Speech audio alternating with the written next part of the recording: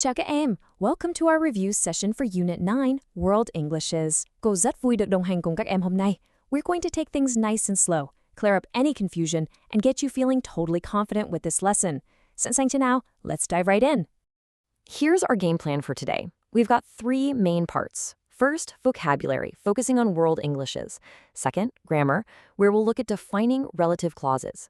And finally, the project, English in Vietnam. Part 1, Vocabulary, World Englishes. Let's build up that word bank. Okay, starting with some key nouns. First up, exchange student. Từ này có nghĩa là học sinh trao đổi, like a student from Vietnam traveling to study in the US. Next, school uniform. You all know this one. It's the đồng phục học sinh các em mặc đến trường mỗi ngày. Then we have immigrant, nghĩa là người nhập cư, someone who moves to live permanently in another country. And lastly, variety, nghĩa là sự đa dạng, having many different types of something.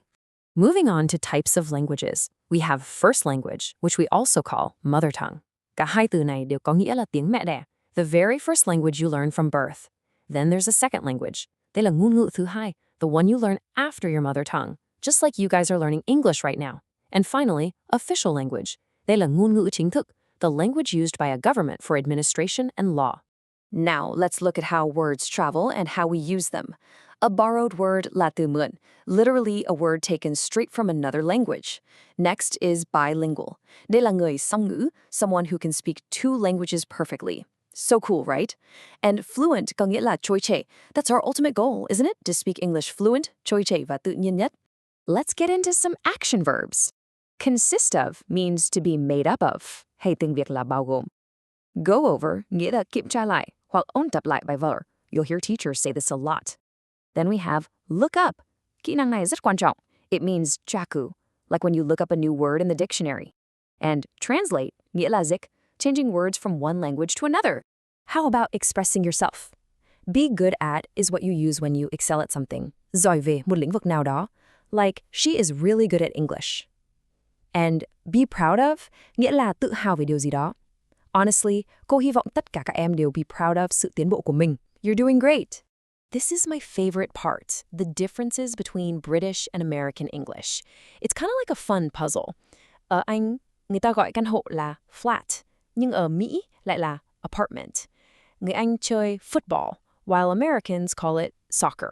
A trip away is a holiday in the UK, but a vacation in the US. Quần áo ấm, it's a jumper in London, but a sweater in New York.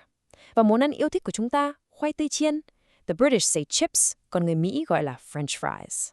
So interesting, right? Moving right along to part 2, grammar, defining relative clauses. Don't let the name intimidate you. Trong phần ngữ pháp này, chúng ta sẽ ôn lại defining relative clauses, tức là mệnh đề quan hệ xác định. They're basically just simple tools we use to give essential information about a noun. Nếu không có phần này, câu sẽ không rõ nghĩa. We mostly use relative pronouns like who cho người and which cho vật. Let's look at an example to make it crystal clear.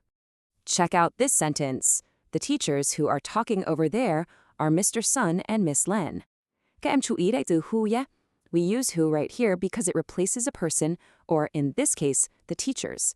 The clause who are talking over there is the crucial piece of information that helps us identify exactly which teachers we're talking about. Now, for the second one, the dictionary, which I borrowed from the library, is good and informative. Ở câu này, chúng ta dùng which thay vì who. The reason? It's simple. The dictionary, cuốn thư điển, is an object, a thing. Mệnh đề which I borrowed from the library tells us exactly which dictionary. So just remember the golden rule. Who dùng cho người, và which dùng cho vật. Easy, right? Let's wrap things up with part 3, project English around the world. All right, it's time to put all this knowledge into action. Mục tiêu chính của dự án này là các em sẽ làm việc theo nhóm, looking into how English is used in a specific country. This is your chance to really see how World Englishes works out there in the real world. Here are your 4 steps to success. Bước 1. Choose a country. Chọn một quốc gia you find interesting. Bước 2. Collect information. Thu thập thông tin, like how many people speak English there and what role it plays. Bước 3. Make a poster. Get creative. Làm một tấm poster thật sinh động. Và bước 4. Present to the class. Thuyết trình trước lớp về kết quả của nhóm mình. You've totally got this. To give you a head start, let's look at an example right here at home, Vietnam.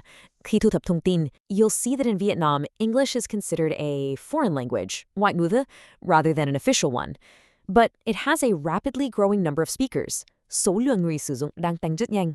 And its key roles, it's absolutely crucial in tourism, global business, and education. Setting up a simple outline just like this will make your research so much easier. So here's my question for you. Which country will you choose for your World Englishes project? Will it be Singapore, India, or maybe the Philippines? The choice is yours. Chúc các em ôn tập thật tốt. Be confident using your new vocabulary and grammar, and I know you're going to absolutely crush this project. Tạm biệt các em. See you next time.